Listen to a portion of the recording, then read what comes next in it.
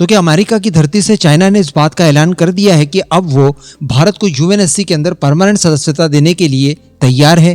क्योंकि अभी तक हम लोग देख पा रहे हैं कि अमेरिका हो, रशिया हो, फ्रांस हो या फिर यूके हो, ये चारों ही यूएनएससी के परमानेंट सदस्य भारत को परमानेंट सदस्यता मिले, यूएनएससी के अंदर सुधार आए, इसके लिए अपनी प्रतिबद्धता जता चुके हैं।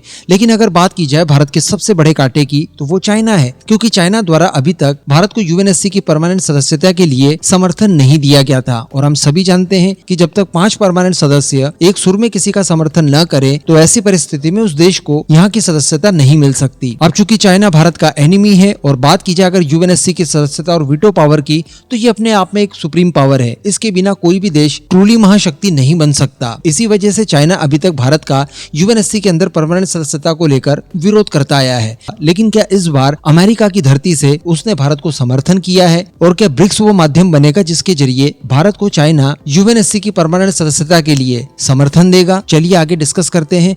आप बस इसी तरह की वीडियोस के लिए चैनल को सब्सक्राइब जरूर कर लीजिएगा। तो देखिए, कल की मॉर्निंग वाली वीडियो आपको याद होगी जब मैंने आपको बताया था कि अमेरिका के न्यूयॉर्क में यूएनजीए का एक सत्र चल रहा है, जहां पर दुनिया भर के देशों के अपने अपने प्रतिनिधि पहुंचे हैं। भारत, चाइना, रशिया, इन तीनों ही देशों की बात की जाए तो इन तीनों ही देशों का प्रतिनिधित्व करने के लिए तीनों ही देशों के विदेश मंत्री यहाँ पर पहुंचे हैं। इस मौके का फायदा उठाते हुए डॉक्टर जयशंकर ने एक मीटिंग आयोजित करवाई। ये ब्रिक्स ग्रुप के विदेश मंत्रियों की बैठक थी, ऑफिशियल बैठक, जो कि अमेरिका की धरती पर कंडक्ट कराई गई।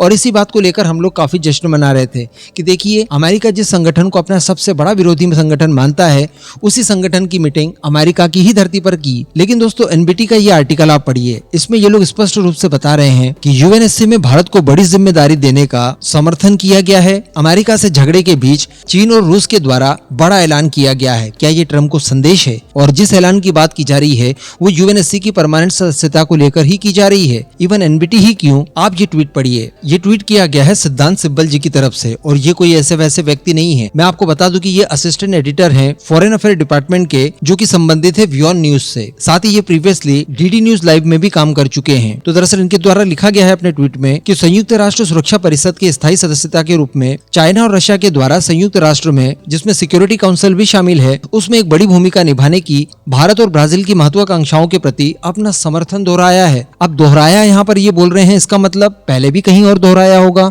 तो कहां पर दोहराया? तो उसके लिए इन्होंने एक कटआउट पेस्ट किया है। ये कटआउट वर्ष 2023 का है, जब जोहान्सबर्ग में ब्रिक्स का समिट हुआ था। तो यहाँ पर भी यूएनएससी के अंदर रिफॉर्म्स लाए जाए, इसका दायरा बढ़ाया जाए, यूएनएससी के परमानेंट सदस्यों की संख्या बढ़ाई जाए, इसको लेकर भी यहाँ पर ऑफिशियल डिक्लेरेशन हुआ था। इसके साथ साथ अगर हम लोग वापस से एनबीटी के आर्टिकल पर आए, तो इसमें भी इन्होंने बताया है कि रिसेंटली जो ब्राजील के अंदर ब्रिक्स समिट हुआ था, वहां पर भी एक डिक्लेरेशन पास होता है, जिस डिक्लेरेशन में चाइना और रशिया द्वारा संयुक्त रूप से भारत और ब्राजील की स्थायी सदस्यता को लेकर समर्थन दिया गया था। कुछ इफ एंड बट जरूर है चाइना की तरफ से भारत के लिए, जिसके आधार पर यह भी कहा जा सकता है कि चाइना ऐसा बिल्कुल नहीं चाहेगा कि भारत को स्थायी सदस्यता और इवन वीटो पावर भी मिले। लेकिन यहाँ पर चाइना भारत की मौजूदगी के साथ ही और भारत को बड़ी जिम्मेदारी देने के साथ ही यूएनएससी के अंदर रिफॉर्म्स लाए जाएं, इस बात के लिए तैयार है। तो इसका सीधा सा मतलब ये निकलता है कि अगर कुछ और हम लोग प्रलोभन दे दें या कुछ और तरह से चाइना की नस दबाने में हम लोग सफल होते हैं, तो निश्चित तौर पर ये भारत की स्थायी सदस्यता के लिए अपना समर्थन दे सकता है। इस वजह से बताया जा रहा है कि चाइना के द्वारा इतना भी जो कुछ कहा गया है, इसे भी एक पॉजिटिव रूप में लिया जा सकता है, क्योंकि अल्टीमेटली भारत का गोल भी यही है। आपने डॉक्टर जयशंकर के साथ साथ भारत के सभी प्रतिनिधियों की बात इसको लेकर समय समय पर सुनी होगी। यहाँ पर भारत अपने आप को सदस्यता देने के बजाय जो मेन मुद्दा उठाता है वो ये है कि देखिए, यहाँ पर रिफॉर्म्स लाने की आवश्यकता है। जो यूएनएससी के लॉज हैं, इसका काम करने का जो तरीका है, जो इसका दायरा है, वो काफी आउटडेटेड है। इसे आज की परिस्थितियों में ढलने के लिए और आज ज्यादा इफेक्टिव बनाने के लिए रिफॉर्म्स की आवश्यकता है।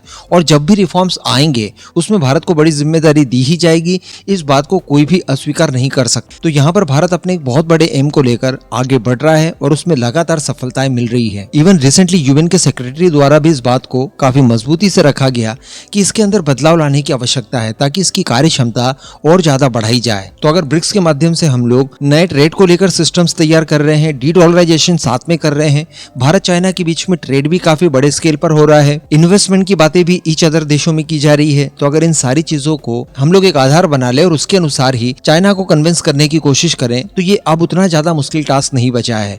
इस पूरे मुद्दे पर अब आपका क्या मानना है, नीचे कमेंट करके जरूर बताइएगा।